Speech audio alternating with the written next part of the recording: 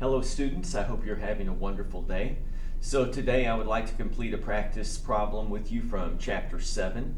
So let me go ahead and read the problem to you, and then we're going to draw a simple picture, we're going to record some knowns, and then I'm going to walk through the process of solving for orbital velocity and time period for two satellites orbiting Earth. So let's go ahead and get started. The problem says two satellites are in orbit around Earth. Satellite A is 150 kilometers above Earth's surface, and satellite B is 170 kilometers above Earth's surface. And we have 4 items to calculate today and then 2 items to identify. So on part A, we're going to calculate the orbital time period for satellite A. In part B, we're going to calculate the orbital time period for satellite B. Orbital velocity of A is going to be part C. Part D, orbital velocity of satellite B. And then in part E, which satellite has the greatest orbital time period, and F, which satellite has the greatest orbital velocity. So let's go ahead and draw a simple picture, and then we're going to record some knowns here. So I'm going to draw Earth here. Just draw a simple sphere.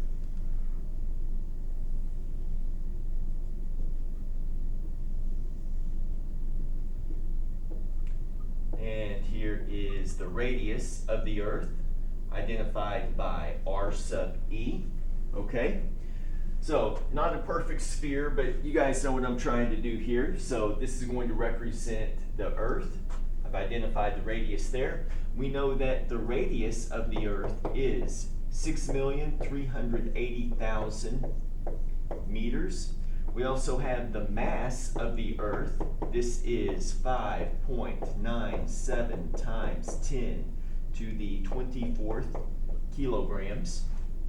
Okay, and satellite A has an altitude of 150,000 kilometers. So I'm just going to draw this right here. Now this is not to scale here, but I'm going to label that as A, so that represents satellite A. And the altitude of satellite A is 150,000, and we have units of meters there. And then satellite B has an altitude of 170,000 meters. So once again, not to scale here, but I am going to provide a dimension here, 170,000 meters. Okay? All right. So in part A, calculate the orbital time period. So what we're going to do is use the base equation. Orbital time period is equal to 2 pi times the square root of the average orbital radius cubed divided by the product of the universal gravitational constant and the mass of the Earth. Now, when it comes to this value in the numerator here, r, that we're going to cube, this is the average orbital radius, but specifically, this is the center-to-center distance. So the distance from the center of the Earth to the center of the satellite. So if I calculate the average orbital radius of A, it's going to be the sum of the radius of the Earth plus the altitude of A. And I'm just going to say A sub altitude. Okay, so the radius of the Earth, 6,380,000 meters, plus the altitude of A, 150,000 meters. Okay, so R sub A, what we're going to be using up here, is going to be the sum of these, so that's going to be 6,530,000. And we have units of meters, okay? So now we can go ahead and plug in values here. So what I've got is 2 pi times the square root, my center-to-center distance, average orbital radius. We're going to cube this value, 6,530,000 meters. We have to cube that. And then we're going to divide by the product of the universal gravitational constant, identified by capital G, and then the mass of the Earth. So my universal gravitational constant is 6.67 times 10 to the negative 11 Newton meters squared per kilogram squared. We're going to multiply it by the mass of the Earth, which is 5.97 times 10 to the 24th kilograms. Okay, so at this point, let's go ahead and grab your calculator here. So what I want to do in this step is actually two things here. The first thing I want to do is cube my numerator. We're going to record that, we're going to write it down. And then I want to take the product of these two values and we're going to write that down in the denominator. So I've got orbital time period is equal to 2 pi times the square root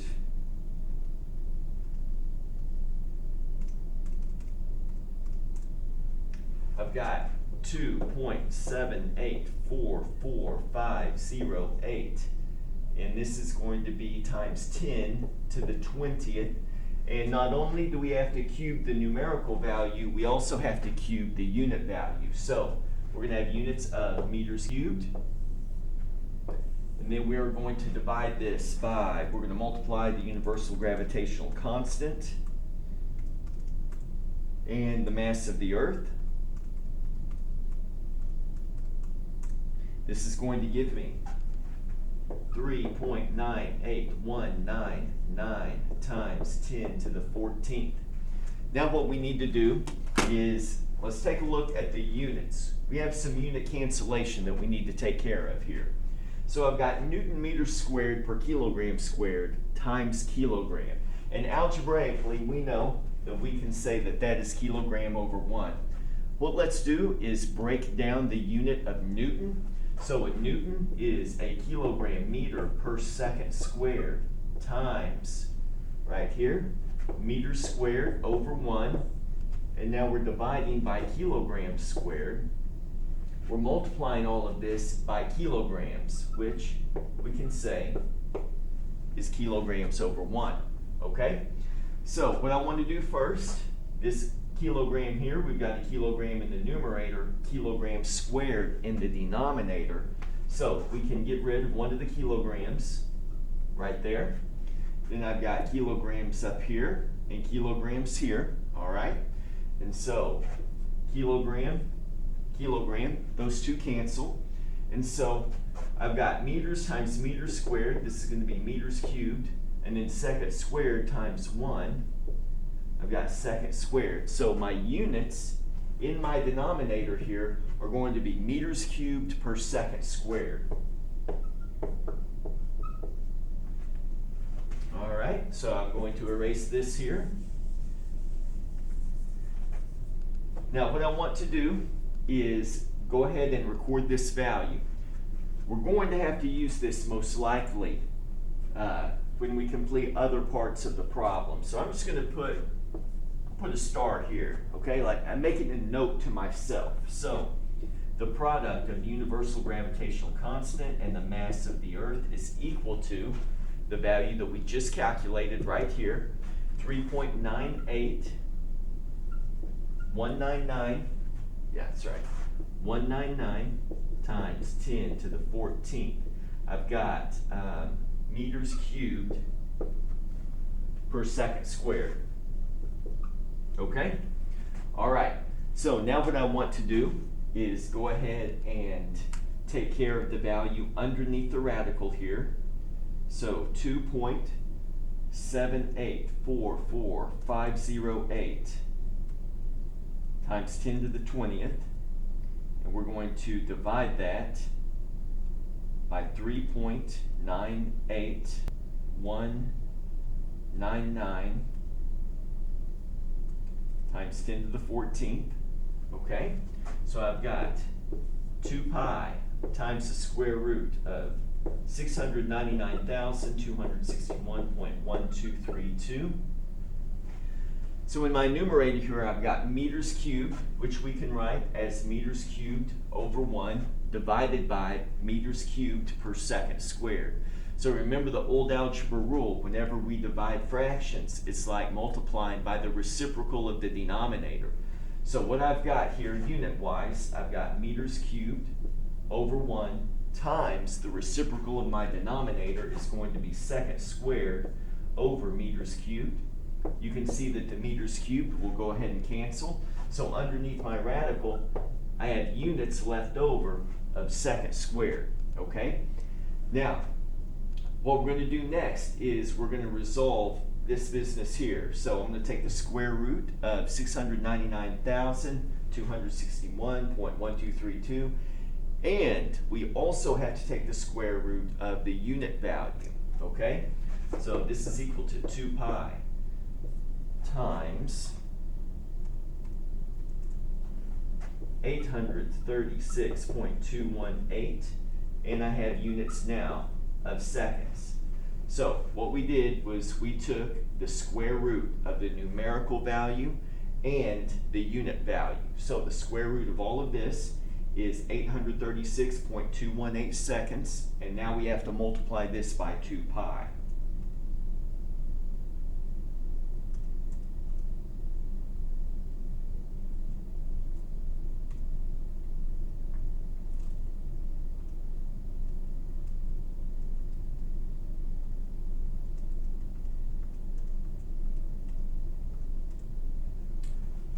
And I get 5,254.11 seconds, okay? So this is the answer to part A. What I want to do is just go right over here and write our answer down. So we've calculated the orbital time period for satellite A. So 5,254.11 seconds, okay? Now we need to calculate the orbital time period for satellite B. So I'm going to erase this. All of this, I need to free up some room. So we've written our answer down to part A, and we've also taken note of the product of the universal gravitational constant and the mass of the Earth. We've written that down as well. So I think I can go ahead and erase some of this here. All right, next. Orbital time period for planet B. So what we can do is we can once again use the base equation that we used to calculate part A, or we could use Kepler's third law. Okay, and Kepler's third law tells us that orbital time period for satellite A squared divided by orbital time period for satellite B squared is equal to average orbital radius for satellite A cubed divided by the average orbital radius of satellite B cubed, okay? Now, we are looking for this guy, the orbital time period for satellite B, okay? So, our unknown is on the left-hand side of the equal sign in the denominator. We need to isolate that. So the first step is going to be to cross multiply, okay? So what I've got here is orbital time period for planet A squared times the average orbital radius for satellite B. Sorry, I think I said planet. I meant to say satellite.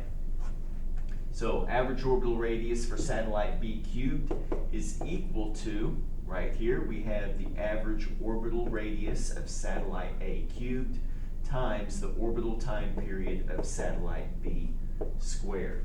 Okay, so right here, this is our unknown. This is what we need to calculate. So what I'm going to do is divide both sides by the average orbital radius of satellite A cubed. So what we have is this. Remember, what you do to one side, you have to do to the other side. So on the right-hand side of the equal sign, boom, those two cancel out. Okay, so this gives me orbital time period for planet B squared is equal to orbital time period for satellite A. I'm sorry, I think I did it again. It's satellite A squared times the average orbital radius for satellite B cubed divided by orbital radius of satellite A cubed. Okay? So this is the equation that we're going to use. All right, that's it. So we have all three values here, okay? Actually, we do not. I'm sorry. This guy right here, the average orbital radius for satellite B, we do not have it yet. Okay, we have it for A. Now, remember, this is a center-to-center distance, okay? So the average orbital radius for satellite B is going to be the sum of the radius of the Earth and the altitude for B, okay? Now, we know we can add both of these values, so 6,380,000 meters plus 170,000 meters, and we know that the difference between A and B is 20,000 meters. So what we can say here is just add 20,000 to this.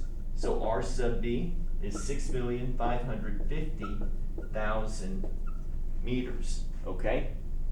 So orbital time period for satellite A, so T sub B squared is equal to, right here, 5,254.11 seconds, and we have to square it, we can't forget about that, squared, times the average orbital radius for satellite B, and we're going to cube that.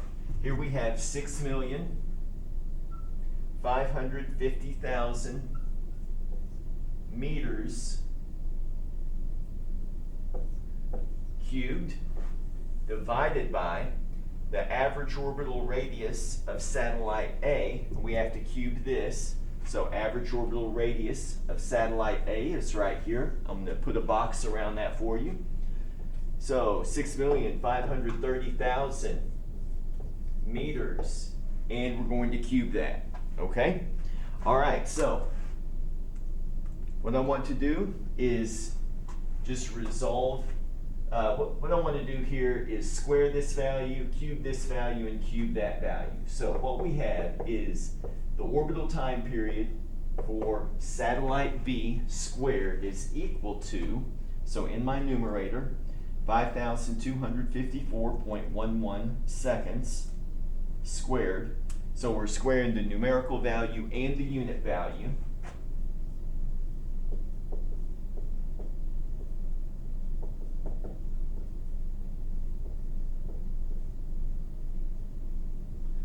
And this is going to give me 27,605,671.89 seconds squared.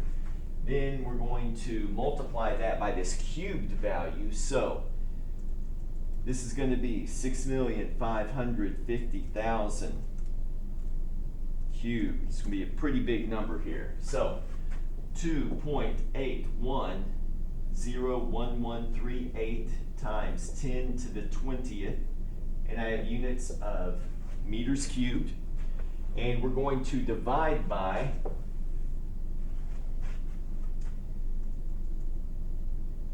6,530,000, that value cubed, 2.784458 times 10 to the 20th meters cubed.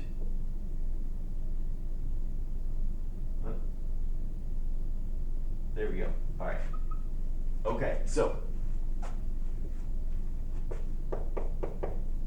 orbital time period for satellite B. Now what I want to do is resolve the numerator.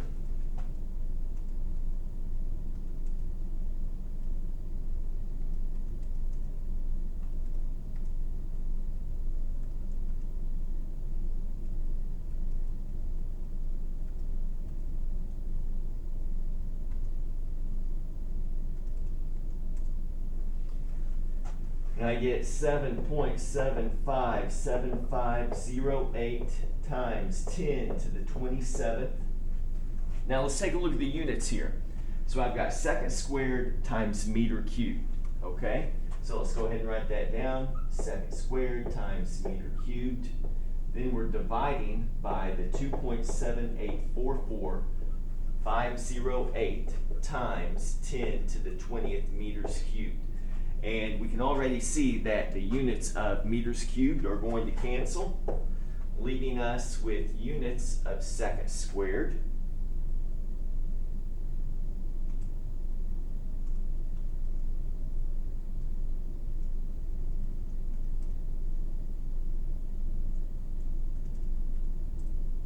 Okay?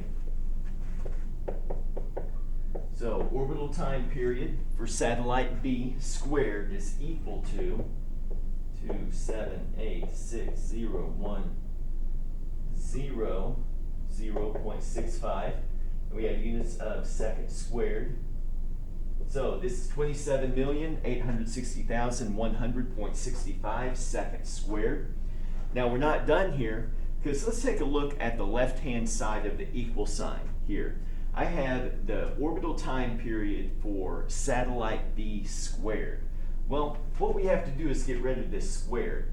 So we are going to take the square root of both sides of the equal sign. Okay? And whenever we take the square root of this t sub b squared, it's going to eliminate our squared.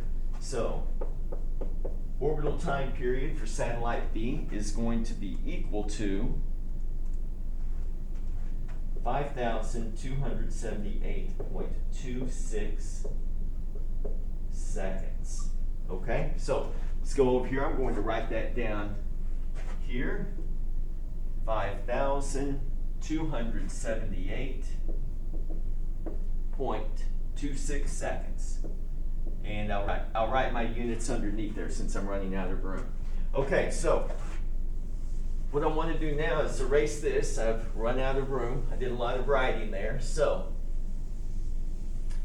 I've got the answer for A and B written down there.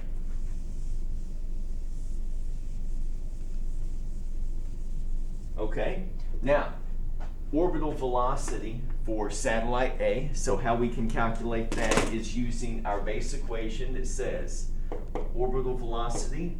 And I'm going to use a subscript. Satellite A is equal to the square root of the product of the universal gravitational constant times the mass of the Earth divided by the average orbital radius. And this is for satellite A. And remember, average orbital radius, what we're doing is describing the center-to-center distance. So it's from the center of the Earth to the center of the satellite. And we've got this value right here already. You've already calculated this. So V sub A is equal to, now this product of the universal gravitational constant and the mass of the Earth, there's no reason to write it down again. There's no reason to calculate it because, remember, we've already done that. And here's our value, okay? So let's go ahead and write this value down. So in my numerator, 3.98199 times 10 to the 14th, and I have units of meters cubed per seconds squared. And we're going to divide this by the average orbital radius of satellite A. Here we have 6,530,000 meters. Okay, so let's go ahead and take care of that.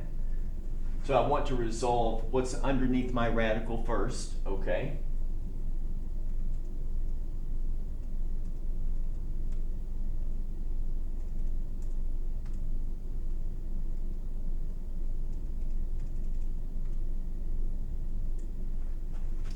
So orbital velocity of satellite A is equal to the square root of 609,79938.74. All right, now let's take a look at units here.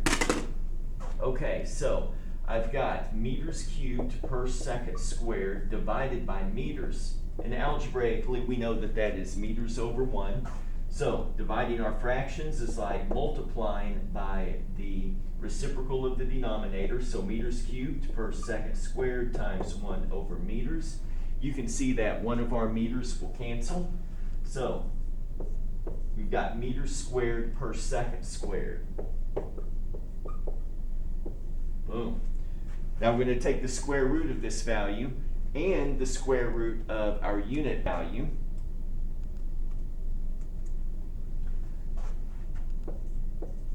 Orbital velocity of satellite A is 7,808.96. And the square root of meters squared per second squared is going to be meters per second. Okay, and this is the answer to part C. So what I want to do is go ahead and write that over here just so we have it. 7,808.96 0.9896 meters per second. Okay? Now, I'm going to erase this. I'm running out of room here. Now in part D it says calculate the orbital velocity for satellite B. So we're going to use the same equation.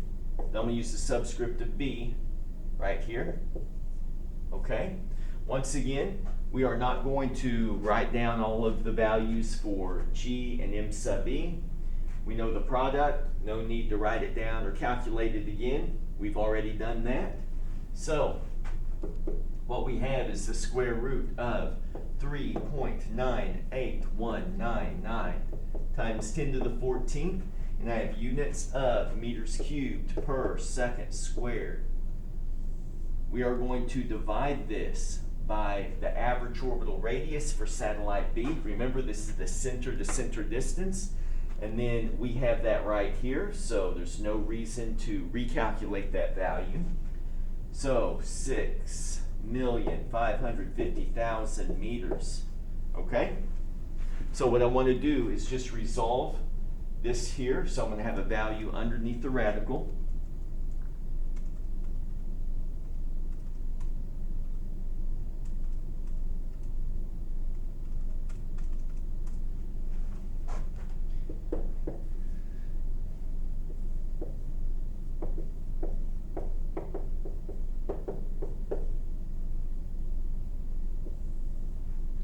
Okay, so I've got meters cubed per second squared divided by meters. So we're going to go through the same process here.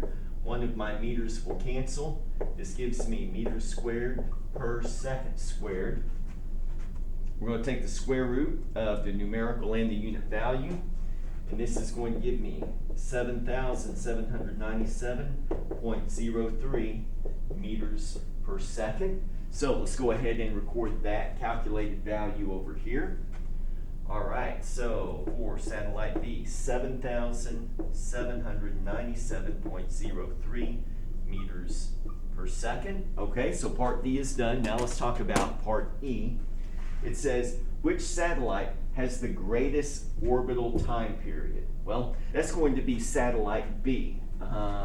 So orbital time period for B, 5,278.26 seconds compared to satellite A, 5,254.11 meters per second. So when we have two objects that are orbiting the same mass, the object that has a greater average orbital radius it's going to take a longer time period, a greater time period to orbit that mass. So we can see that by comparing our two calculated values here.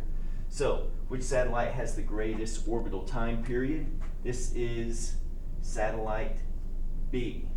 And once again, that's because its average orbital radius is greater, okay?